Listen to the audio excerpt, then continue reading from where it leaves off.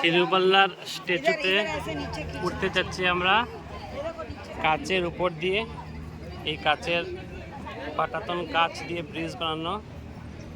কাচের নিচে সমুদ্র দেখা যাচ্ছে, সমুদ্রের জল কাচের নিচে দেখা যাচ্ছে, দেখুন দেখতে পাওয়া যাচ্ছে। কাচের নিচে সমুদ্র, এদিকে সমুদ্র, সমুদ্রের মধ্যে